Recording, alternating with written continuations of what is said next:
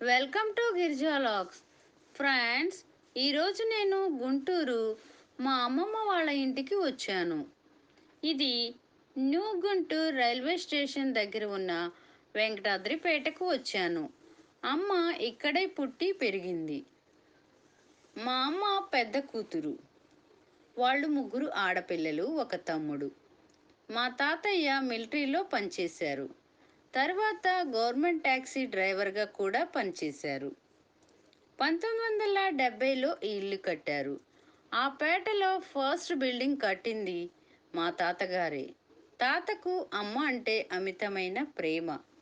చాలామందికి ఈ ఇల్లు ఆశ్రయముగా, నీడగా నిలిచింది. ఆకలితో ఉన్న వాళ్ళకి అన్నం పెట్టింది. ఆపదలో ఉన్న ఎంతో మందికి అమ్మమ్మ, తాతయ్యలు సహాయం చేశారు. అమ్మమ్మ, తాతయ్య, మా అమ్మ, పిన్ని, మామయ్య చనిపోయారు.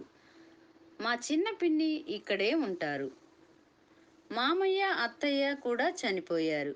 వారికి ముగ్గురు పిల్లలు. కొడుకు కూడా చనిపోయారు. కూతుర్లు ఈ పేటలోనే ఉంటారు. ఇక్కడ మా అమ్మ జ్ఞాపకాలు ఉన్నాయి.